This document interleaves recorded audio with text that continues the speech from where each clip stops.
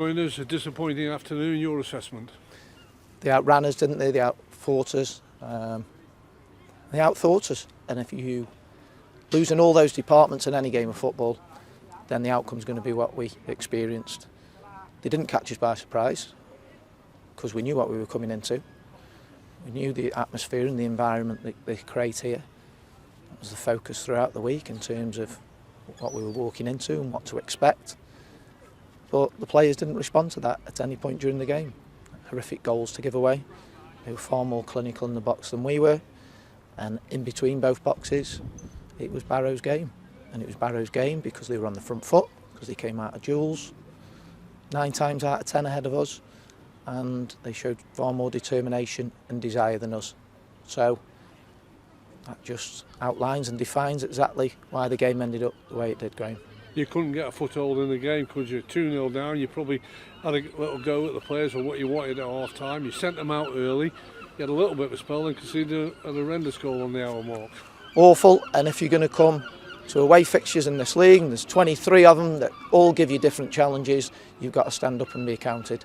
And we're working extremely hard to try and ensure that they become more robust and able to cope with these environments.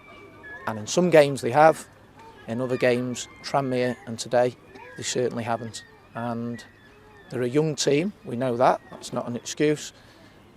And some of them really struggle to respond when these sort of demanding situations present themselves to them. And they'll get better at doing it, but I get in the meantime, that's no good for the supporters. They don't want to hear that, they want that now.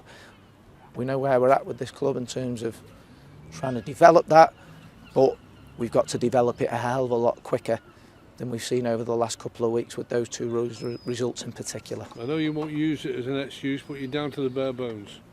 We are down to the bare bones, but whenever you go onto the pitch to represent Crewe Alexandra, you know exactly what you're representing. So whoever we field in that starting 11 still has to go onto the pitch, regardless of experience, age, capabilities, and they have to leave everything out on that pitch.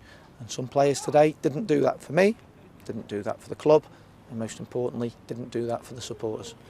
And the one thing that, it sounds daft that you've lost 3-0 and it's been a game that's been straight easy for Barrow. You had quite a few chances in front of the goal with better finishing or better on site with the chances. You might have got a couple of goals, but again, that let you down. It's an ongoing problem, isn't it? We aren't scoring anywhere near enough goals and creating more chances in games lately, but creating chances and then not being composed enough and clinical enough to finish off those chances really doesn't matter in the end unless you do take them, because obviously it doesn't affect the scoreline. Certainly in the goals for column, and then at the other end we've given away 3 really poor goals, and it just leaves you with an uphill battle to climb. And we struggle when we go behind against teams because, as I say, this team is young and growing, and they're not used to those experiences in terms of having to fight back from losing positions. And they're going to have to get used to that quickly, because in football, it's a toss of a coin whether you score the first goal or not.